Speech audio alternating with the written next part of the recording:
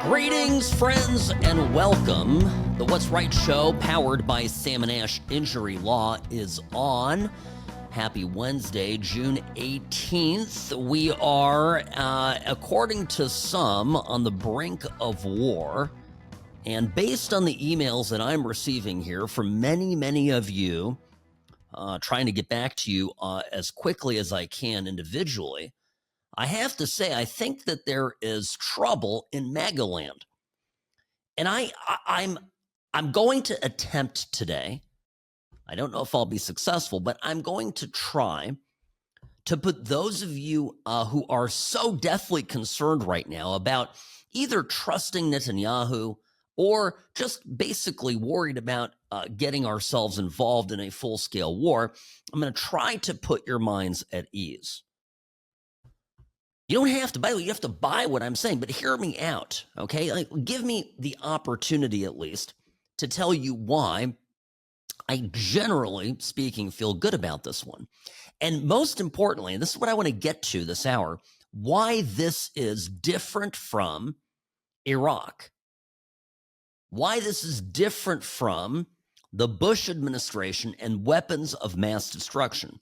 And there's a lot of things going out right now in the conservative blogosphere, various talking heads, and people that I respect and that I like. Some people even I know personally who are coming out and saying things that are just not factually correct. So just give me the opportunity to do this. By the way, my email, sam@whatsrightshow.com, sam@whatsrightshow.com. And of course, email me here during the course of the program. I am reviewing my emails and will respond on air to things that are topically appropriate. Okay. So where are we as of right now? Well, I'm not posted up in the White House Situation Room. So what I can tell you is this. It seems that on some level, we are preparing to assist in the bombing of key facilities inside Iran, nuclear facilities. Now, this is a just based look. Some of this is a sense of kind of what it is. But we've got two facilities in particular that I think are very much on the front burner. And one of them is the Fordow plant. It is about 80 to 90 meters underneath the mountain. Now, I've seen, and I've gotten these emails, so I'm just going to answer the question for everybody here. Sam, why can't we just give the Israelis this particular giant bomb, which is called a GBU-57 Massive Ordnance Penetrator? Sounds painful. All right, 30,000-pound bomb. And what it can do is penetrate about 60 meters of concrete or go far deeper if it's compacted soil. It gets the job. Now, why can't we just give that to the Israelis? Why can't we just turn that over to the Israelis? Let them do it. As I understand, it has to come from one of our planes. They don't have equipment capable of carrying this bomb and dropping it. That's at least the way I've been informed of this. Now, we have B-52 staged at a base in the Indian Ocean called Diego Garcia. By the way, this is on an island that this base is co-occupied by the UK, and it was of note, the government, the idiotic leftist government of Great Britain, has been busy turning this island back over to the people in Mauritius. So this just is, we got a 99-year lease, but nonetheless, just of note, it's that same base that is of key strategic importance, so much so that we are staging our aircrafts there. B-2s are there, excuse me. Yes, B-2s in the stage. Anyway, it's about 2,000 miles from Fordow. So it's within range. And remember, I mentioned on Monday that there were tankers, air tankers, giant refueling aircraft that were being repositioned to the Middle East. And so those would help with this mission should it be deployed. Now, the B-52, this is where I got a little confused here. B-52, the Stratofortress, can also deliver the bomb, but it's less likely to be used on a mission like this, in part because it would not have these stealth capabilities. All right, so the Israeli option, if the Israelis were to go at this alone, there would have to be many repeated strikes with their bunker buster bombs. Hey, it might work, and it might not work. Or, alternatively, mentioned this the other day as well, would require a team of commandos on the ground to go in and detonate things. So then it really just comes down to the question of, do the Iranians, what are they doing in these bunkers? What are they doing 80 to 90 meters underneath the ground? Are these places where they're making drones? Are they making rugs underneath? I don't want to make light of this, but I mean, what are they doing underneath the ground? And here's where I am persuaded that whether it's a week away, 2 weeks away, 2 months away, or even a year away, they were closing in on making progress on an offensive nuclear weapon. Remember this, leading up to Iraq, and this is what I think is a key difference. Remember Hans Blix? He was the UN weapons inspector. He repeatedly came back and reported what? Iraq was cooperating, maybe not fully, but they were cooperating. There was no smoking gun found regarding chemical or biological weapons, and that their past programs had largely been dismantled.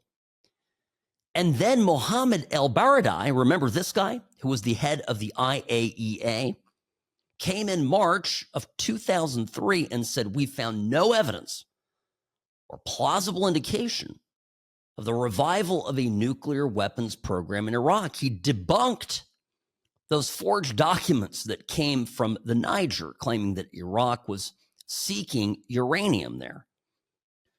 That all happened. Now, remember this, right? What occurred last week?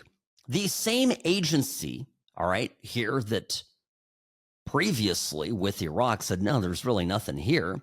The IAEA, the same agency, said, we've got a problem.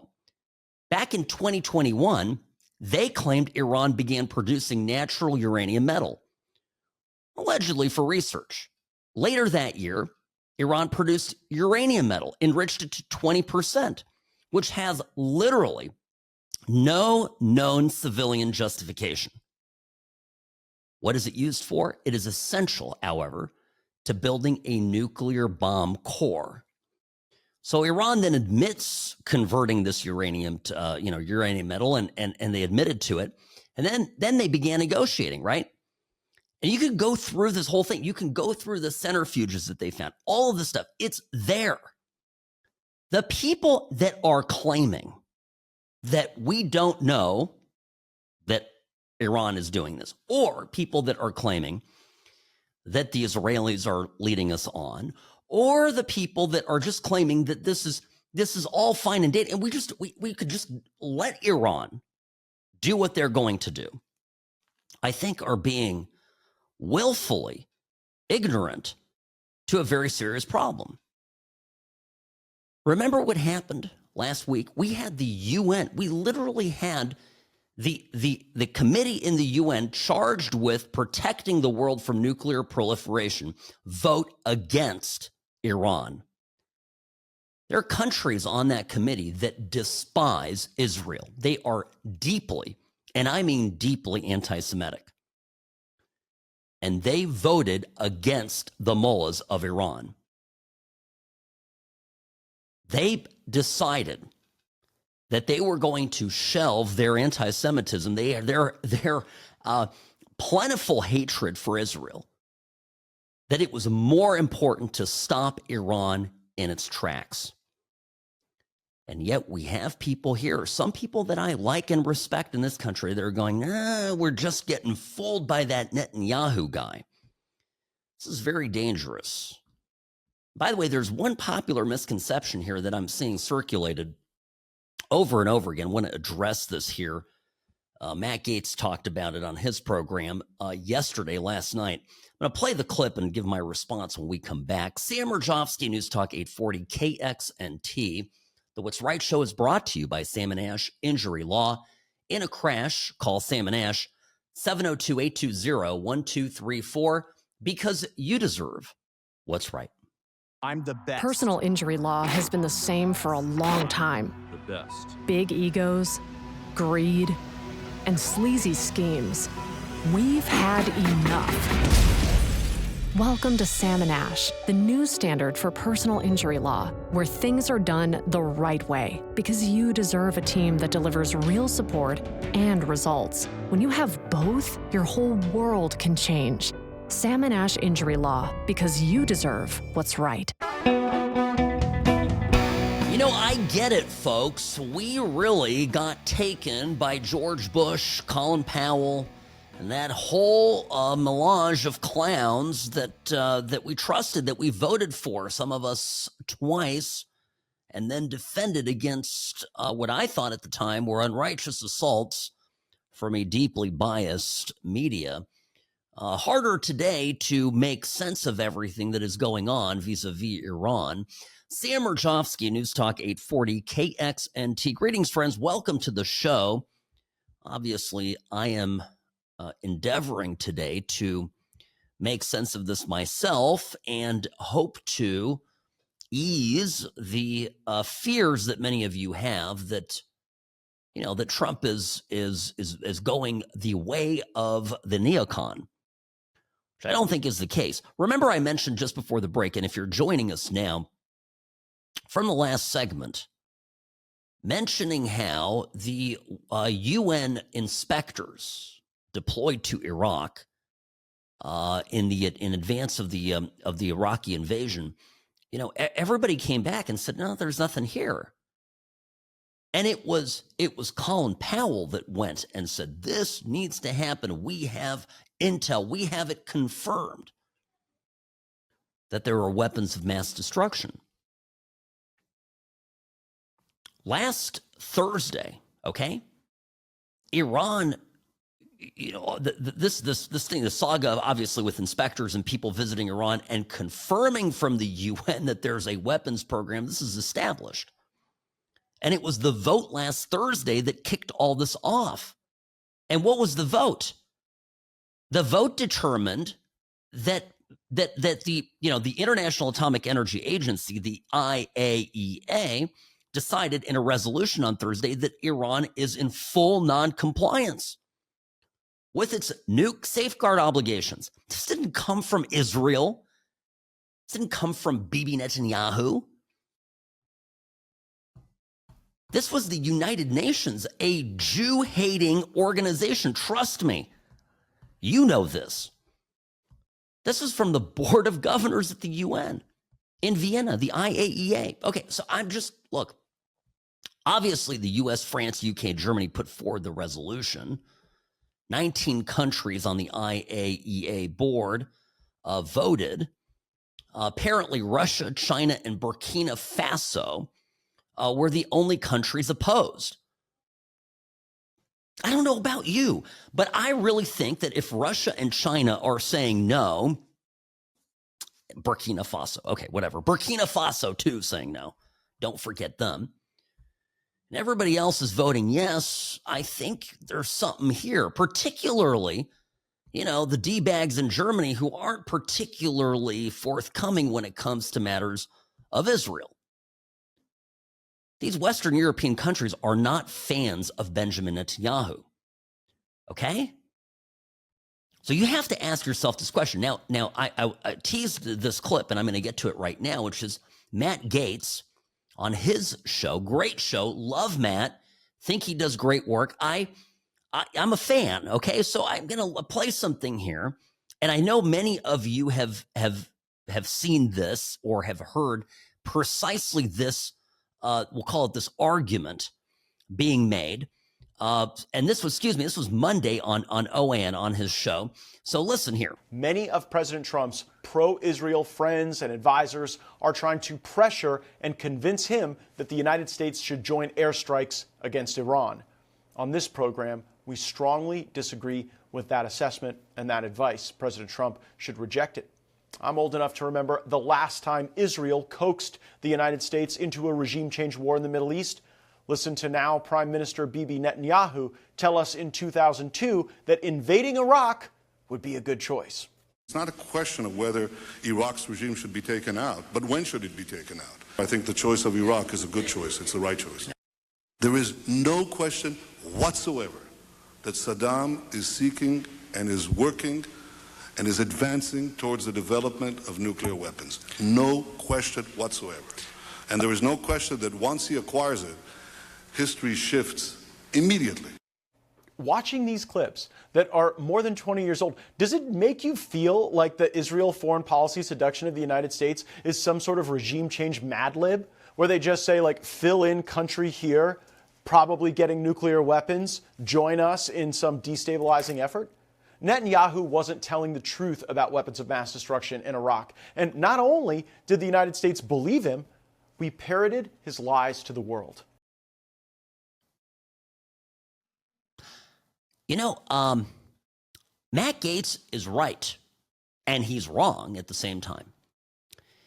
The half of this where he is right is when he says that Bibi Netanyahu lied. Netanyahu did lie. There's no question about it. Everything you see here was either not true, right? Because we later learned we didn't find the weapons of mass destruction. But I'm convinced personally that Bibi Netanyahu went and gave false testimony when he spoke here. I'm convinced of it. Now you're probably thinking, well, Sam, okay, well that seals it. Not so fast. Benjamin Netanyahu was asked. Some would describe it, knowing the situation, as having been pressured by the Bush team to give this testimony. Netanyahu was out of power, I believe, at this point in time. He was not prime minister. If memory serves, he was still obviously a political a politician, but he had ties to the Bush administration. He was conservative. Obviously, the Bush people were conservative. They were political allies. And Netanyahu was, in no uncertain terms, told to do this. It's actually the other way around.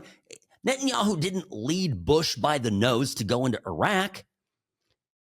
Incidentally, and I say this as someone who, again, I voted for Bush twice. I remember a time when I thought Don Rumsfeld was like the GOAT, right? I just thought Rumsfeld was unbelievable. Loved every word that came out of his mouth. Loved Cheney. Colin Powell, a little bit of a squish, but liked him too. I remember this time. Robbie, you knew me back then. You know, I had warm and fuzzy feelings for all these people. So I'm being very palms up with you when I say this. It pains me to tell you that these people were really some bad people. And I'm with Tucker Carlson on that. But if you believe that it was that Bush and Cheney and Rumsfeld and everybody were led into the Iraq war by the Jews, then you need to have your head examined. But Bush had it in his mind from go to clean up what his dad didn't take care of. It was very straightforward. And by the way, I remember at the time feeling that America, George H.W. Bush, but America by extension, had been disrespected by Saddam Hussein. And in my, 21-year-old, 22-year-old brain, I thought it wasn't, hey, I don't care. I remember thinking, I don't know, weapons of mass destruction, whatever, go in there, clean it up. He's a punk. He disrespected George H.W. Bush. He got a pass. Bush gave him, and then he celebrated on the rooftop, shooting the gun in the air. We all remember these iconic images. But it was not Netanyahu, and everybody repeating it, including Cernovich today, who's a smart guy, really intelligent guy, is just absolutely intellectually dishonest. So here's where we're going to go after this. I've kind of set the stage here. We've got the reasoning for why there's a weapon. So now what do we do? And what does it mean for MAGA? What does it mean for Trump politically? Right? These are things that have to sort of be wrestled with. Sam Mirejovsky, News Talk 840 KXNT. Greetings, friends. Welcome to the What's Right show, live from an undisclosed location deep behind the orange curtain. That's right. I, Sam Mirejovsky, Nevada's favorite recovering Californian, am deep inside enemy territory in California doing the show today. And so that's always interesting, right? I'm surrounded by the people that I love to make fun of. Great people, though, in California. They are, much like the citizens of Iran, held hostage by their insane government. The difference being, of course, people of California could rise up at the polls against this insanity to the extent that the elections here are honest. But that's a separate topic of conversation. Speaking of Iran, Trump today, 2 times, separate occasions, gave some comments about Iran. And in the first, he said, he had this sort of passing commentary to a question given to him, posed to him by a member of the media about Iran and negotiations.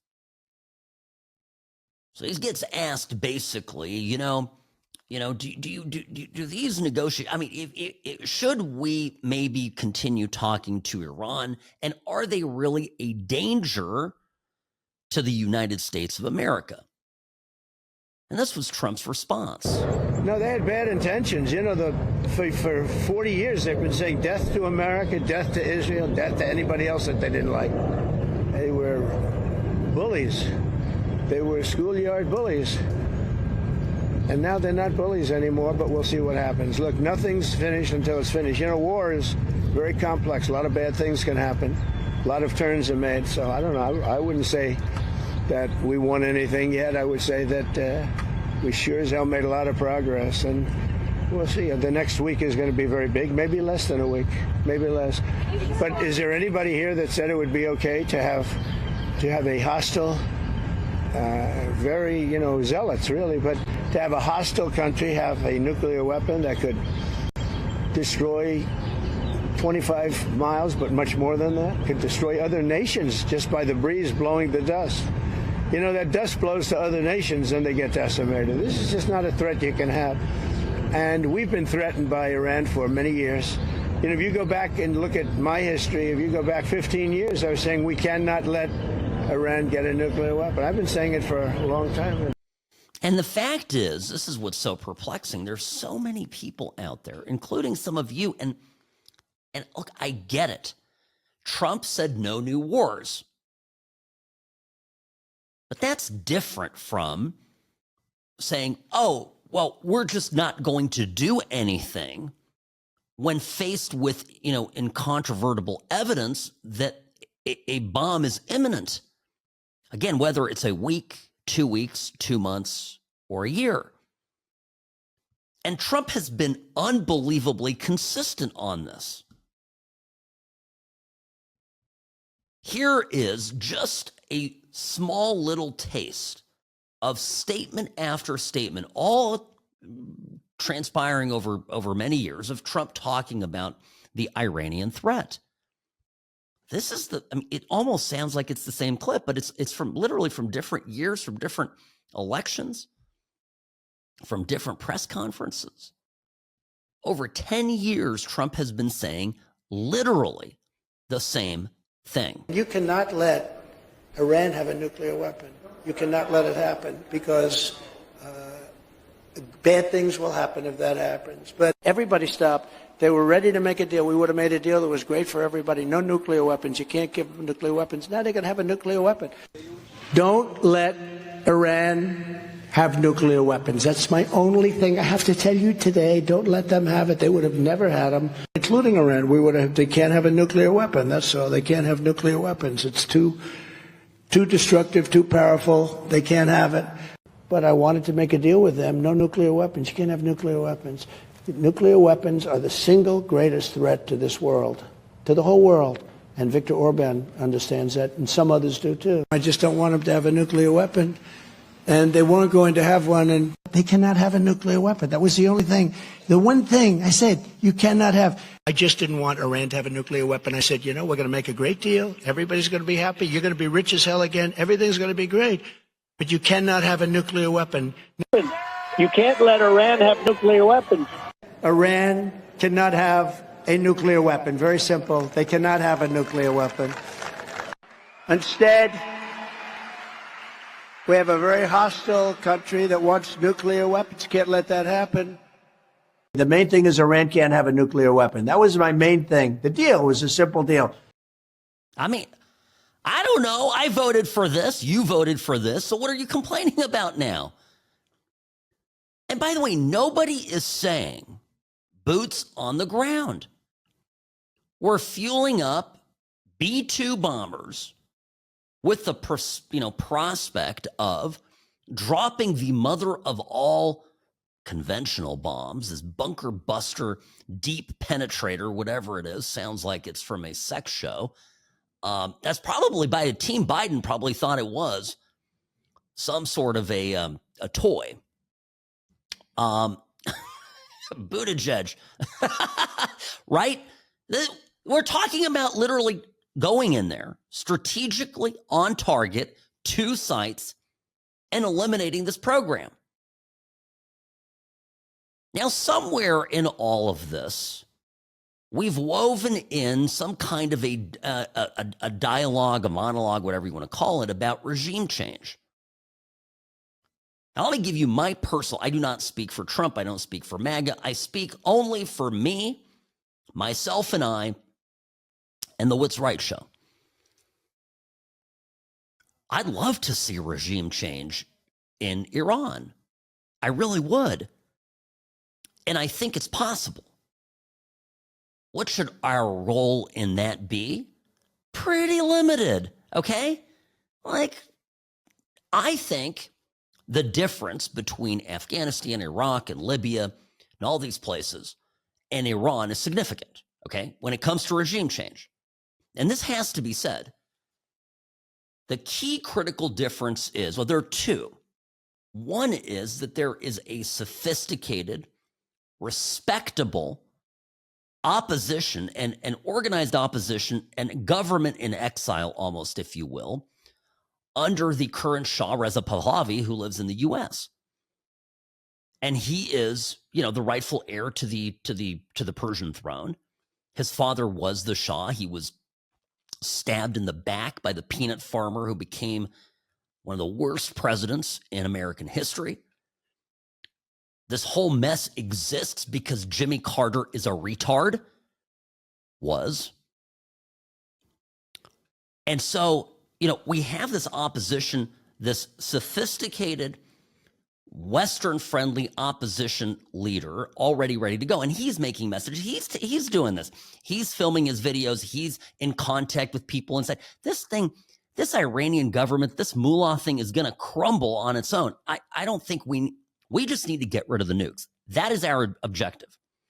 And as long as Trump stays on target, I don't care what any senator says, any Republican, I don't care what Lindsey Graham says. I care just about what Trump does. Because I don't even care what Trump says. I think a lot of what Trump is saying is designed to make our enemies, and yes, the mullahs, the Ayatollah of Iran is our enemy, to make them guess and worry and agonize over what our strategy is.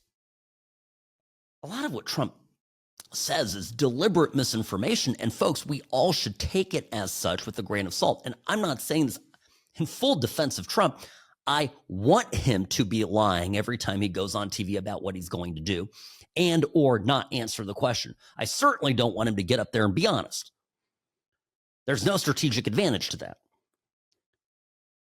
But it seems to me that we're not talking about regime change. We're not talking about sending in tanks and Humvees and going through and occupying a country of 92 million people, that instead we're going to take out 2 sites that we believe are deeply dangerous because of nuclear proliferation. Take those out, leave, and see what happens. And let the Mossad and Israel sort of handle the rest. And if we have the Shah come to power, I think we should immediately recognize him as the leader of Iran and be there to trade and get their oil and do all the stupid things that Bush messed up with Iraq, where he I don't have to get into this, but we bled all over that country as a nation with lives, with limbs, and with money. And what did we get from it? I mean, I wish I could swear right now, but F all nothing. Okay? That's ingrained in our minds, and I'm with you on that. That cannot happen. But if you think that that's where Trump is going to get persuaded to go by Princess Lindsey Graham, forget it. It ain't happening. If it happens, I will come here on air and I'll eat my hat. Okay? I'll admit to you that I was wrong. But I just don't see that happening. And whatever Mark Levin wants to do, and whatever on the opposite spectrum, Tucker wants to do, this is just the push and pull of a large coalition of Republicans. We're a big tent party. We're a big movement. We're going to have disagreements. And to the extent that they are intellectually and factually honest, they're good to have. I'm okay with it. I love some of I mean this. I desperately am working to reply to all of you because there's been a lot going on, and I know you guys have some great thoughts and have sent me some beautiful emails, very well written things that expressing disagreement with me, and I treasure that. I absolutely treasure it because that's who we are as conservatives. We think, okay, and therefore we are. The libs, they feel, and therefore they aren't. You think about that difference. Now, speaking of Tucker, I want to get into his gotcha moment with a notable U.S. Republican senator. If you missed this, you will, even if you didn't, you'll be tickled by the clip here and my take on it. Sam Mirejovsky, News Talk 840 KXNT, the What's Right show is brought to you by Sam & Ash Injury Law, the only law firm to trust if you've been in an accident. Don't call the insurance company. Don't deal with the adjuster. Don't give them any information. Get legal advice from the start. California, Nevada, California. Either state, 702-820-1234. 702-820-1234. Because you deserve what's right.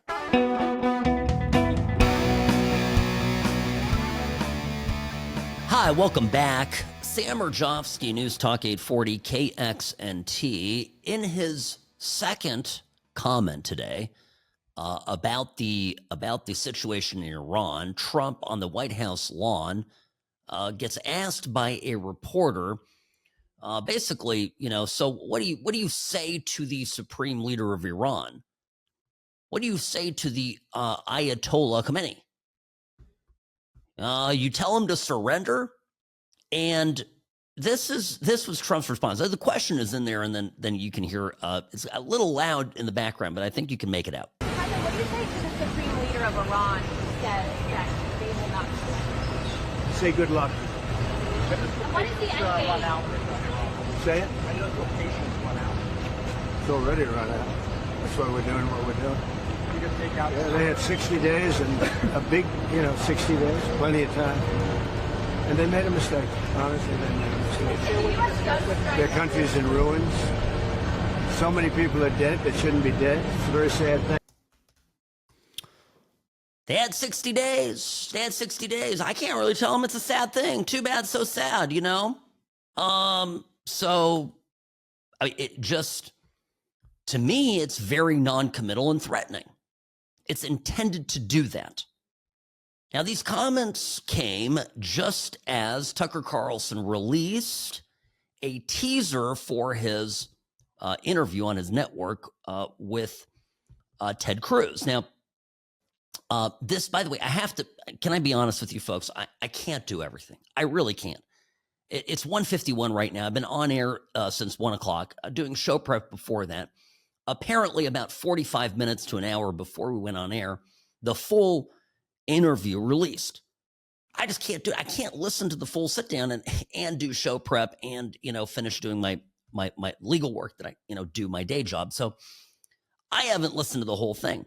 This was the gotcha moment that was released by Tucker Carlson to show his, I really nailed Ted Cruz to the wall, because he's trying to pick at this question of what is happening, what's going to happen, what should happen, regime change, etc. And felt that, this answer by Ted Cruz was very inadequate. How many people live in Iran, by the way? I don't know the population. At all? No, I don't know the population. You don't know the population of the country you seek to topple? How many people live in Iran? 92 million. Okay. Yeah. How could you not know that? I don't sit around memorizing population tables. Well, it's kind of relevant because you're calling for the overthrow of the government. Why is it relevant whether it's, because, it's 90 million or 80 million or 100 million? Why is that relevant? Because if you don't know anything about the country... I didn't say I don't know anything about Okay, what's the ethnic mix of Iran? They are Persians and predominantly Shia. Okay, it's not even... You don't know anything about Iran. So okay, I am not the Tucker Carlson expert on Iran. You're a senator who's calling for the overthrow of the government. You're the one who claims, know anything about the country. No, you don't know anything about the country. You're the one who claims they're not trying to murder Donald Trump. You're the I'm one not saying that. Who can't figure out if it was a good idea to kill General Soleimani, and you said it was bad. You don't believe they're trying to murder Trump. Yes, I do. Because you're not calling for military strikes against them in retaliation. And if you really believe that... We're carrying out military strikes today. You said Israel was. Right, with our help. I said we. Israel is leading them, but we're supporting them. Well, you're breaking news here, because the U.S. government last night denied, the National Security Council spokesman Alex Pfeiffer denied on behalf of Trump that we were acting on Israel's behalf in any offensive capacity. No, we're not bombing them. Israel's bombing them. You just said we were. We are supporting this is Israel. High stakes. You're a senator. If you're saying the United States government is at war with Iran right now, people are listening. Okay. I'm not a big Ted Cruz fan. I think this guy's a weaselly guy. But gosh, Tucker, I don't like this.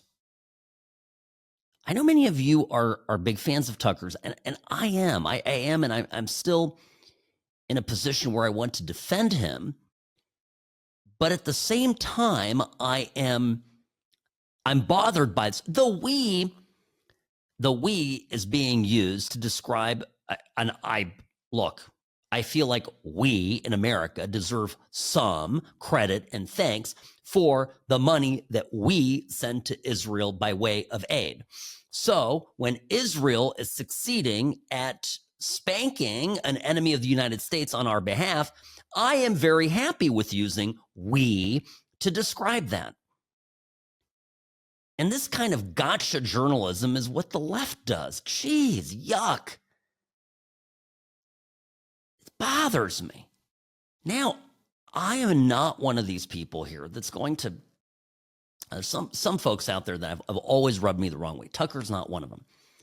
And I'm still not... I'm not going to go full Mark Levin on Tucker, because I just don't like it. And even Trump himself is softening on Tucker, and Tucker has expressed some softening in Trump. I don't know if you saw this in the news today, but apparently Tucker called and spoke to Trump, or they had some exchange where some apologies were given to Trump over some of Tucker Carlson's comments, and Trump made these comments on it, sort of kind of roundly talking about that conversation. Tucker Carlson, Senator Ted Cruz interview. It seems like this issue on whether or not the United States should strike is kind of dividing a lot of your supporters. No, my supporters are for me. My supporters are America first. They make America great again. My supporters don't want to see Iran have a nuclear weapon. Tucker's a nice guy. He called and apologized the other day because he thought he said things that were a little bit too strong. And I appreciated that. And Ted Cruz is a nice guy. I mean, he's been with me for a long time. I'd say once the race was over, he's been with me ever since, right? But very simple. If they think that it's okay for Iran to have a nuclear weapon, then they should oppose me. But nobody thinks it's okay. people that don't want, I don't want to fight either. I'm not looking to fight. But if it's a choice between fighting and them having a nuclear weapon, you have to do what you have to do. Maybe we won't have to fight. Don't forget, we haven't been fighting. We add a certain amount of genius to everything, but we haven't been fighting at all. Israel's done a very good job of that. But we'll see what happens. The bottom line is they can't have nuclear. And if I can't imagine that Ted Cruz said it's okay for Iran to have nuclear, including Tucker. I don't think Tucker says it's okay. The problem is then they get themselves into a thing. They don't want them to have nuclear, but then they say, well, we don't want to fight. Well, you're going to have to make a choice because it's possible that you're going to have to fight for them not to have nuclear. Exactly right. Trump is exactly over the target here. Sam Mirejovsky, News Talk 840, KXNT.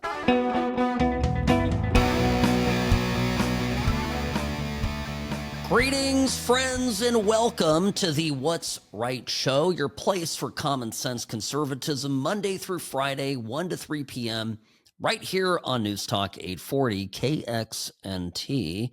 Sam Mirejovsky, your host, your favorite recovering Californian behind the What's Right microphone. Sam at whatsrightshow.com is my email. And of course, on Twitter, on X, at What's Right Sam, at What's Right Sam. Go and find me there. Click to follow.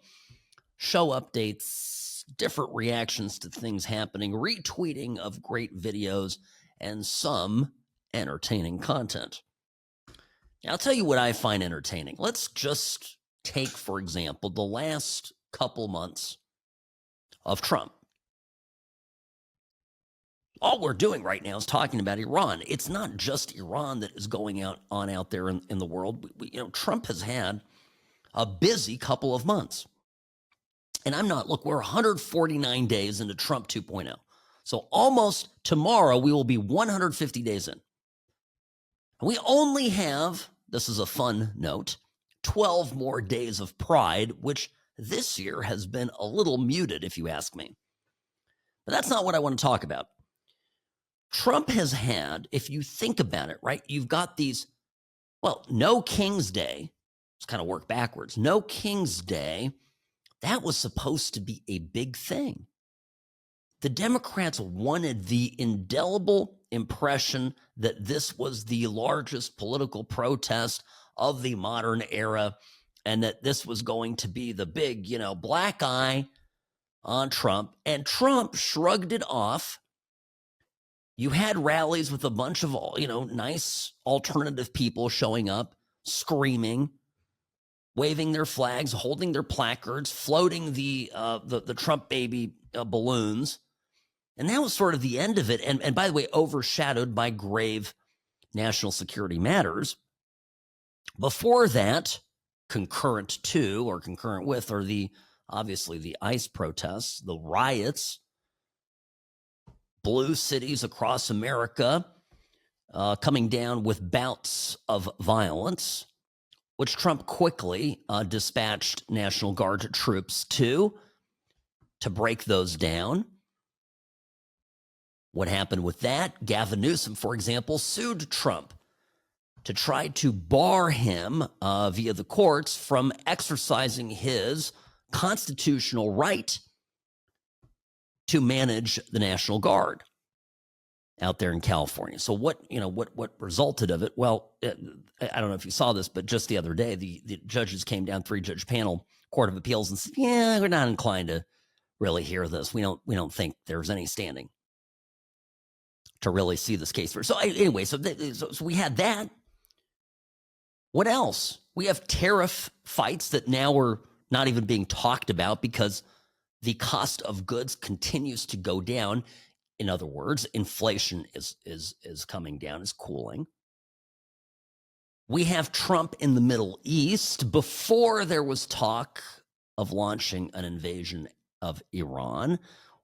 Boots on the ground, regime change, all the things that Trump's detractors are threatening us with. I don't think that will happen. But my point is, before any of this was happening, Trump went to the Middle East. He visited Saudi Arabia. He went to Qatar. He even met with the new president of Syria, Mr. Jolani, recovering terrorist. Now, the media wanted to downplay that, but what he was doing was laying the groundwork for what we see now.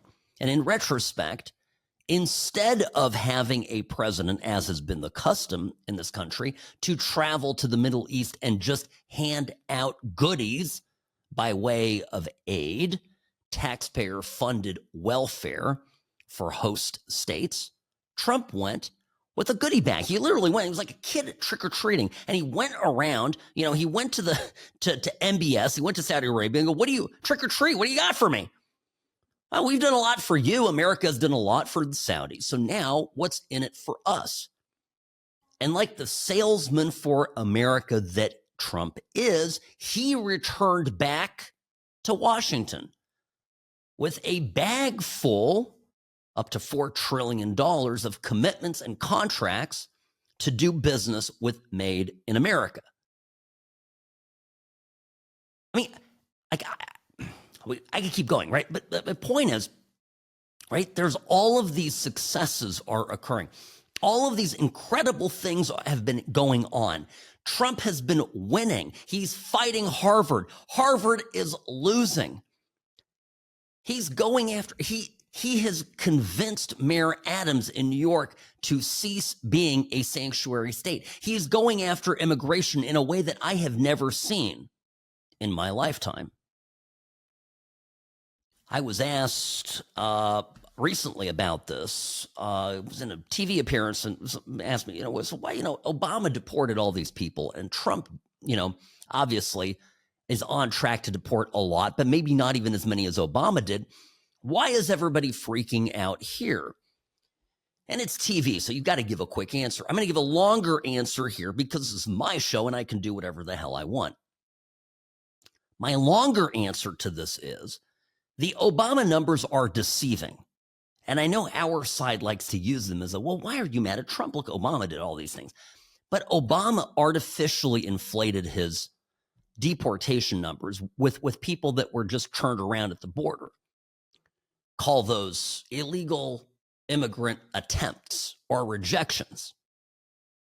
That doesn't really count. Those are not deportations. Obama didn't go around quite to the extent that Trump has, seeking out people who've been in the country for a period of time and looking to remove them. So I bring this up. But the other part of the answer I gave on TV is that while a huge part of it obviously is Trump derangement syndrome, and Trump could literally heal the blind and make the crippled walk again, he would still get criticized by the mainstream media because he's Trump. But one thing Trump is doing that's very different from Bush, very different from Obama, obviously very different from Joe Biden, is this.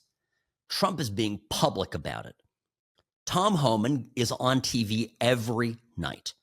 Homan is giving an interview all the time. We're running ads right now, and you're hearing them here on the station, which is great because usually the PSAs that they run on the station is terrible. So I wouldn't play some of these PSAs, on the speaker system at Gitmo. But regardless, they're literally playing PSAs. Kristi Noem getting on the radio. Look, if you are here in the country illegally, if you know who you are, deport now, because leave at a time of your own choosing. And we'll make this easy for you. We are, this administration is doing something, and it's a key success when we look back at it, that they are convincing people to leave. And I don't know if you saw this number, but over 1 million people have already done that.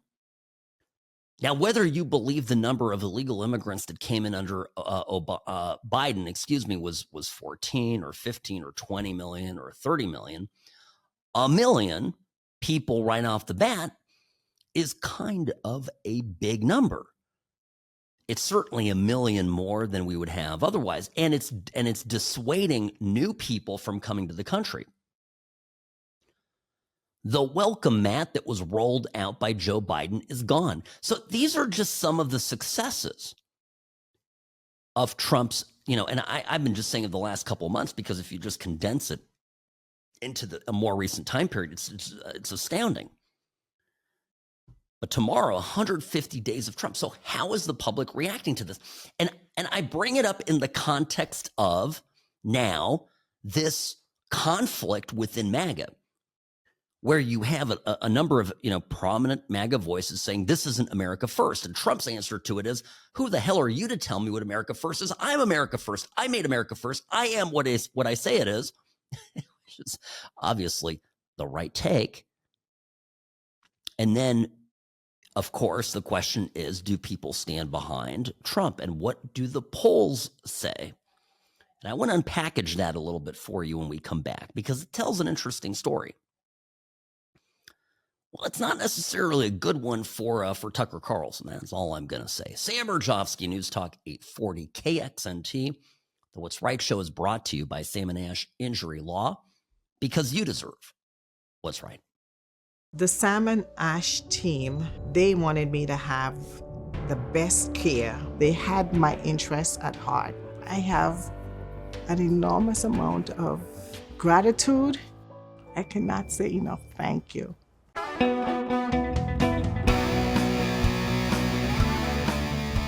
Just now, during the break, was watching Trey Yingst, who's the Fox News reporter on the ground in Tel Aviv. He's been embedded in Israel since October 7th and has been doing some phenomenal reporting, talking about the missile interceptions over Tel Aviv.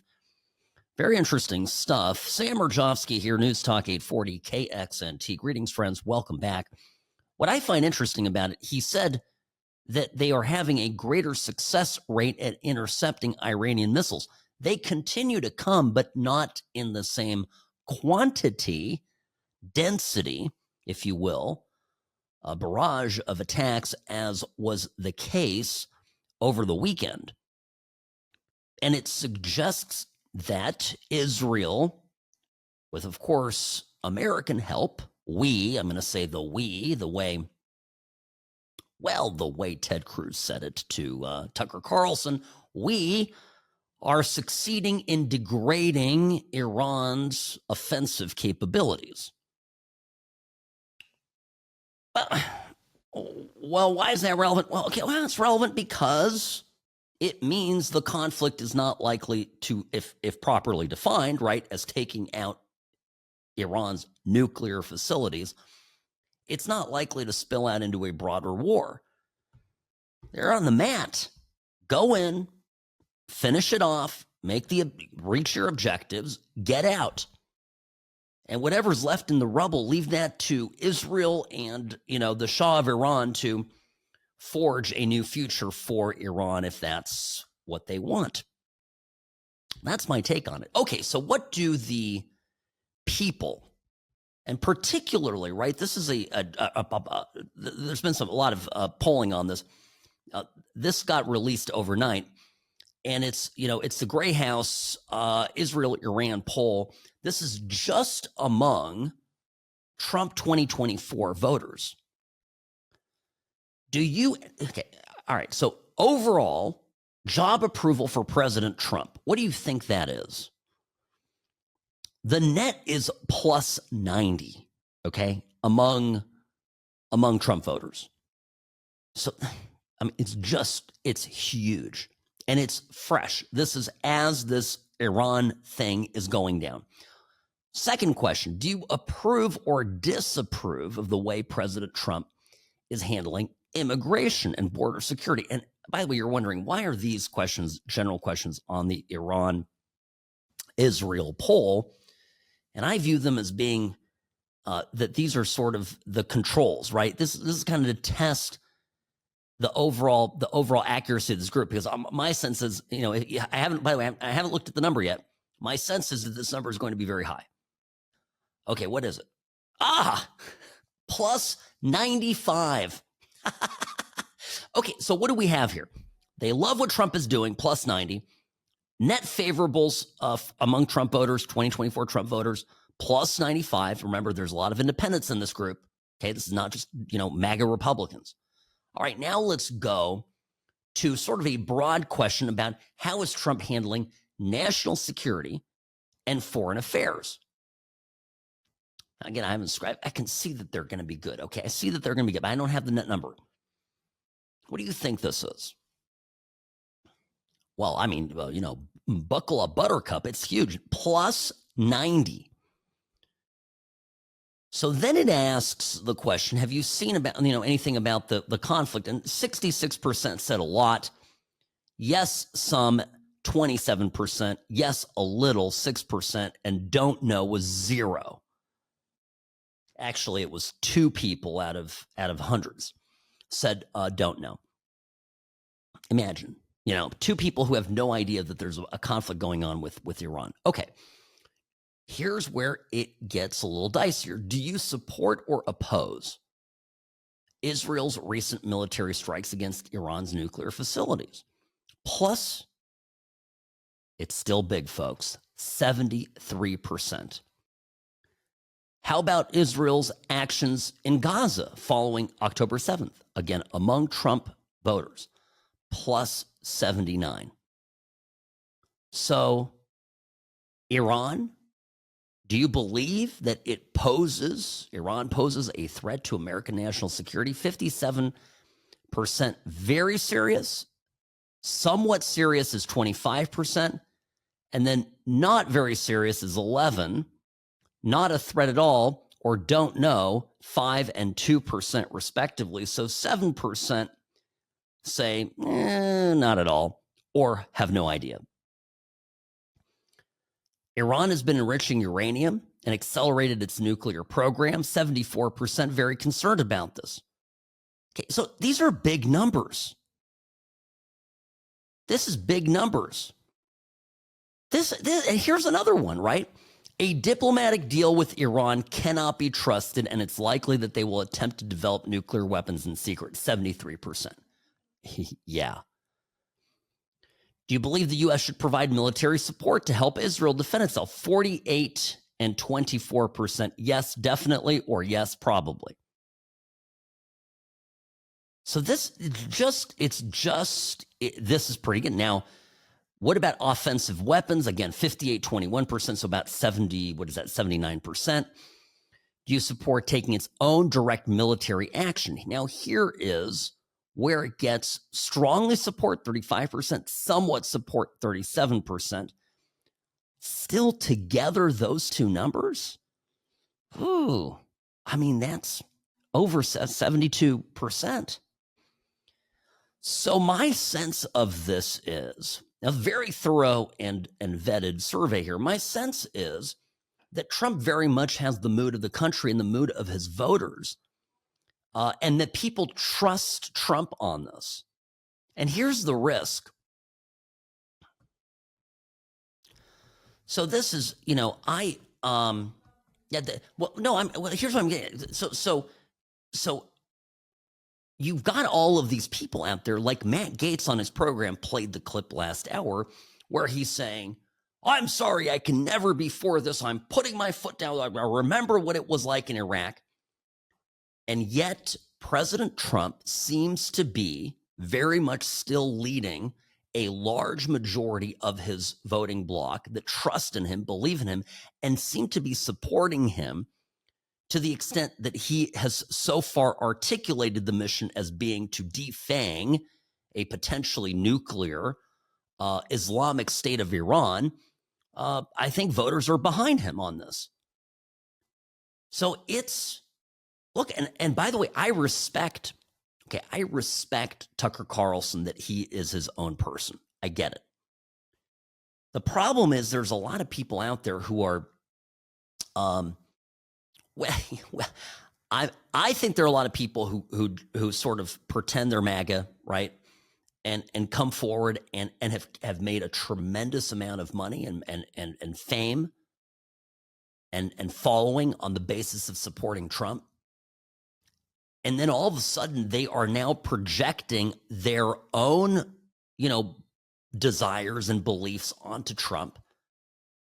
They're trying to say Trump never said he would ever engage militarily with Iran, that he would never do any of this. I played a minute and a half. It seemed longer, but literally, a minute, it was a minute 40 seconds of Trump over and over again saying that Iran couldn't get a nuke. So my sense of this is Trump is got the mood of the country. The mood of the country supports Trump. Now that doesn't make it right. But all these claims that Trump is going, this is it. I mean, it's just over for Trump. He just completely abandoned his promises. Those are talking points from the likes of the mainstream media that are looking to find any way to exploit anything, even if they have to completely twist and turn it in order to hurt Donaldus Maximus. That's my problem with this. I think a lot of the stuff that's coming from these conservative influencers is just complete nonsense and will end up costing them support from their audiences, if I have to be frank. Sam Mirejovsky, News Talk 840, KXNT.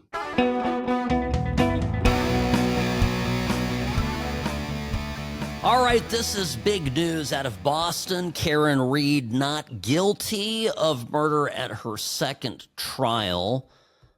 There was a conviction here for drunk driving, which is, I think when you're facing murder charges, drunk driving is never in the history of driving drunk has somebody been more excited to be convicted of it. Sam Mirejovsky, News Talk 840, KXNT, What's Right Show, brought to you by Sam & Ash Injury Law. I don't practice criminal law. Fascinated, of course, by it, understand the basic principles of it. Did not follow this case super closely. My overall impression of it is this, and this is the frame by which I want you to always look at criminal cases, because I think there is this, and jurors do this. I have seen jurors do this. I've once in my life been on a jury. They typically do not allow attorneys on juries. I was on a federal jury as an alternate in a case. It was a criminal case many years ago. Why is that? Why did they not let? Either side doesn't like to have a lawyer on the jury, because then you go back in the jury room and everybody in the jury room turns to the lawyer and says, "Well, you're a lawyer, Sam, so explain to us what we should be thinking." And that person is going to have an enormous amount of influence, by virtue of his or her career and training over the jury pool. And so, I, as a trial lawyer, would never want an attorney on my jury. So I would get them bounced. But regardless, okay, so that's the why. So I was on a jury, like I said, once. I wasn't there for the deliberations because it was, I was an alternate. But I later talked to the jurors who decided that this guy was guilty. And it's funny because I had a completely different frame for the case than they did.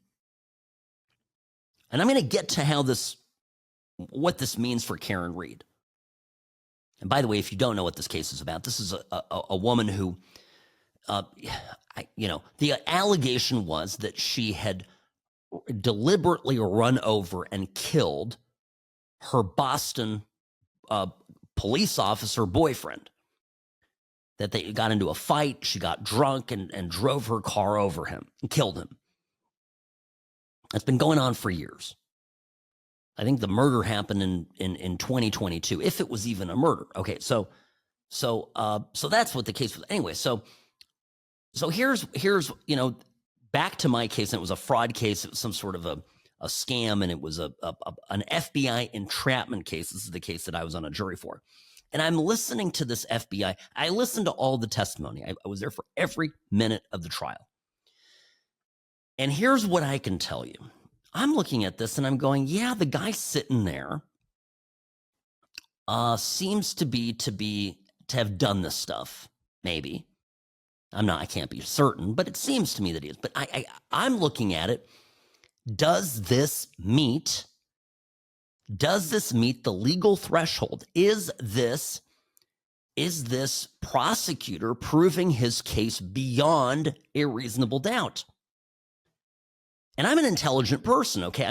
I'm not stupid, and I'm listening to this and I'm going, there's a lot of reasonable doubt here. But the people that were on the jury basically goes, oh, I knew he was guilty of sin. I could just feel it. So a lot of this, Karen Reed has had documentaries made about this. Documentaries are very misleading. They are not persuasive, okay, in terms of, I mean, they are very persuasive, but they should not be legally persuasive. That's what I'm trying to say. So when I look at this, when I see this, I go, like, it could very well be that she did it. But in my mind, based on what I have seen, the police investigating this acted so recklessly, dishonestly, and suspiciously that it raises almost unbelievable amounts of doubt. And that's the standard to me, right? Not to me, that's the legal standard. So I think, when you look at a criminal case, you go, it's not like, okay, you're not being asked, did the person do it? You're being asked, did the prosecution prove their case beyond a reasonable doubt? And a reasonable doubt is not, well, could there have been a space alien that descended from another galaxy outside the Milky Way and floated in and did the crime? That's not the question. But is there one or two or three possible other explanations for how this all went down that are very reasonable? And did the prosecution prove that that's not possible and that it happened the way that they say it happened? And here the physical evidence and the testimonies and everything seem to be at odds with what the prosecution was trying to claim in their case. So, is it justice? May not be. This girl may have done it. She may tomorrow stand on, give her interview and said, okay, well, now I can talk about it. I killed him. She could do that. By the way, double jeopardy. She could not be tried twice in Boston for the murder. Well, fun fact, the feds could find a way to charge her. She was tried in state court. The federal authorities could find a way to charge her. That's absolutely true. They could. So I would not advise Ms. Reed to get up there and claim that she did it. But for the purposes of the conversation, does that mean that the jury made the wrong decision? That's the question, right? And my answer to that is no. Because the jury is not there to determine whether or not the crime was committed. The jury is there to determine whether or not the prosecution proved that the defendant did it. That's how this works. Okay, just responding here to current events. Speaking of current events, the Federal Reserve today again decides to hold the key rate steady. This is a problem pretty much everywhere, folks. I have to tell you, I saw a story yesterday, I think, about the enormous amount of inventory of homes for sale in the greater Las Vegas area. We have more properties for sale than we have ever had, I believe is the number. I mean, I think it tops, they're saying now by some metrics that it tops 2007, 2008, in the height of the financial crisis. This is going to be a problem for your home value. And incidentally, this is one of the reasons why it's very difficult for people to get HELOCs, home equity lines of credit. People have gone out there, tried to refinance their credit card debt. That is not possible. And as a consequence, we are seeing a real amount of pain that is hitting late. It is the Biden pain that is hitting during the era of Trump. And one thing you want to get ahead of, please be aware. The media is going to spin what is going to happen over the next 6 months. Will want to spin this as financial consequences that were brought about by Trump. They're going to blame they're going to blame the terrorists. They're going to blame all sorts of things. The fact of the matter is that this economy has been running on fumes. 2 years ago, I remember this I remember it as if it was yesterday. I told you here on this program, I said, I do not understand how people are paying for these Disney vacations. And I said, the only way this is going down, the only way it's happening, because if you look at runaway inflation, you look at rents, you look at fuel, you look at everything, right? What people are spending at the grocery store, all this stuff. When you add it all up, feeding a family of four just became, just basically became exponentially more expensive. And so what I said was, now these people are running on, they're just burning through credit cards.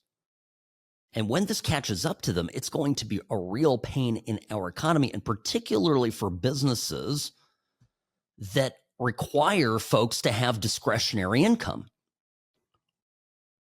Now you can say, well, Disney, screw Disney. They're a bunch of, pedophile supporting freaks. Fine, that's okay. But where do we live? Las Vegas, that's correct. What happens in Vegas? People come here to have a good time. They come to gamble. They come to spend money. What happens if they don't have money to spend? Well, we get screwed, okay? It's not good for us. So I am worried, and I've been worried for the past 2 years, and even longer, really coming out of COVID, knowing that all of that free money that got jettisoned into the economy got everybody, first off, it disincentivized people to work and to hustle. People decided to, take a beat and drop out of the workplace, and that created an enormous problem for small businesses and restaurants, et cetera. And at the same time, we knew it was going to drive up inflation. And now that the inflation is up, now they got up, and it has remained high for a period of time, extended period of time. People have been keeping up their lifestyle by accumulating debt. And if it's credit card debt, it's high interest debt. Now they want to go to refinance their homes, their HELOCs, and they can't do it because homes aren't selling. So, probably there will be big markdowns in the value of you bought your house 2 years ago for $1 million. It's probably it will be $750 maybe by the end of the year. Could be, okay? And the banks are looking at that. They're like, we're not going to lend you any extra money, give you a second on your house. We don't know if we'll ever see our money back on the first. And the Federal Reserve is deliberately withholding this rate cut just to see to it that this punishment happens to you so Trump can have egg on his face. It's despicable. And you have to understand that that's what it is. Even if you're not looking to sell your house, the value of your house is directly proportional to how many people prospectively, theoretically want to buy it. If you put your house on the market tomorrow and it sits for a year, is it worth what you think it's worth? The answer is no. In a free market system, in a capitalist economy, the market works not in mysterious ways, very transparent. The cost of any good is determined what a willing buyer will pay a willing seller. The price is negotiated among two parties. And in order to get the item sold, the property, in this case, a home sold, they have to meet at a place at a number that both agree to. If the seller doesn't lower the price, the buyer won't buy. Literally can't, because he won't be able to get financing. So this is where we're at.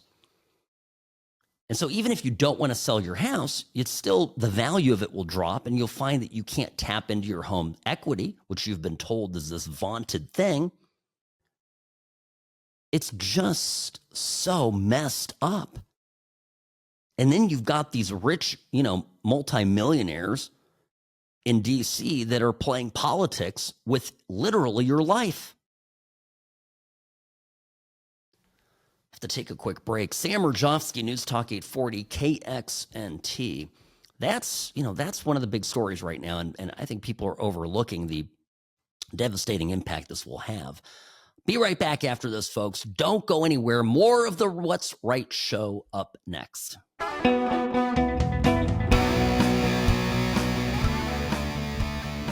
Hi, Sam Mirejovsky here behind the What's Right microphone. Greetings, friends. Welcome back to the What's Right Show. Sam at what'srightshow.com is my email. And of course, on X, formerly known as Twitter, at What's Right Sam. Find me on there, click to follow, get up to the minute information from me as it breaks, even when I am not on air, including show clips, etc. So that's the place you need to be. Okay, big decisions today coming down from the Supreme Court. I think one of the most important is U.S. versus Skrmetti.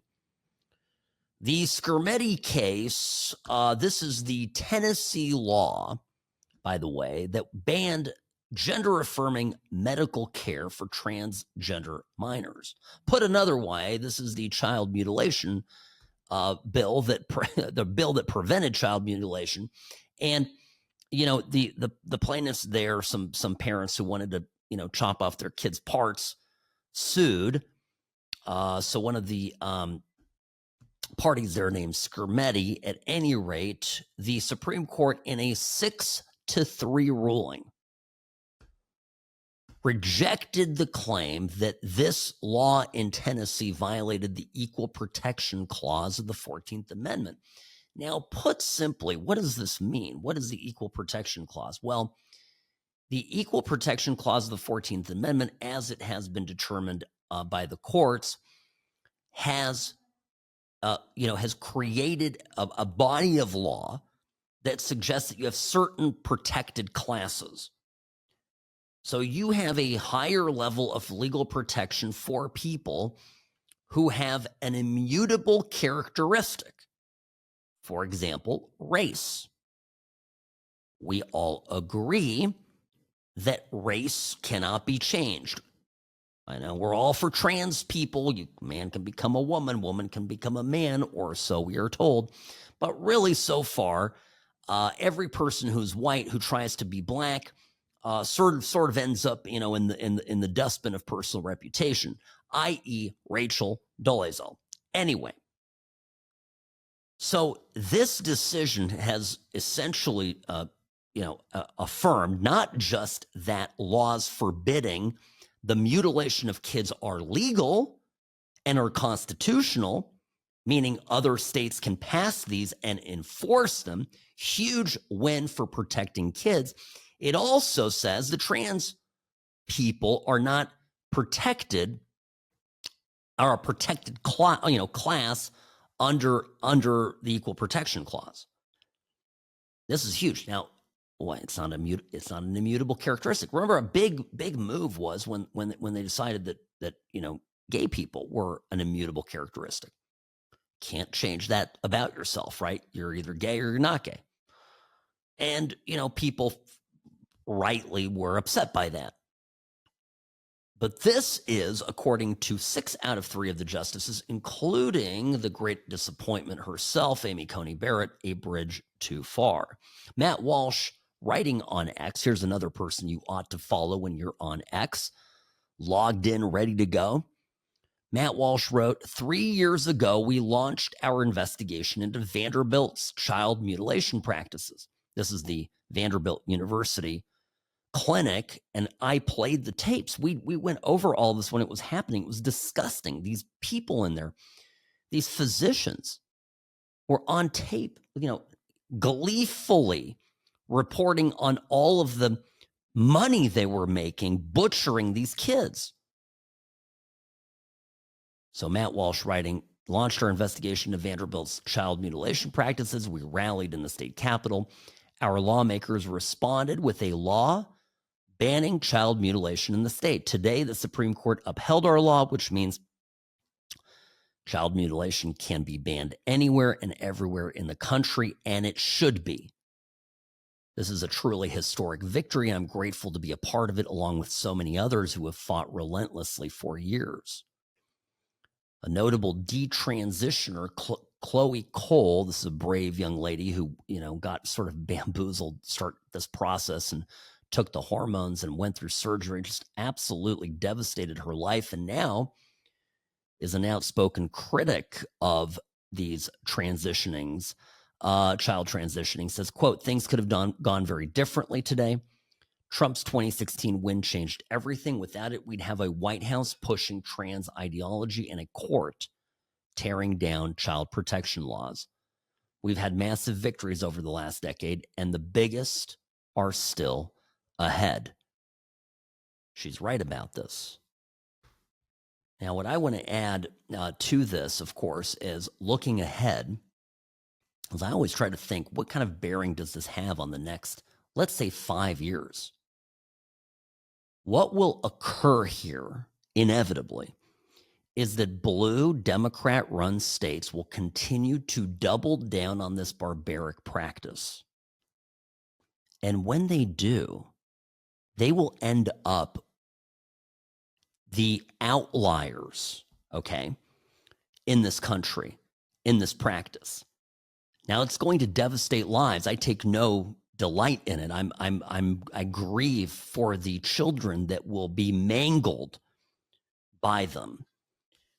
But you're going to have states like California and New York and Washington and Oregon push ahead with this stuff. They're going to continue doing these surgeries.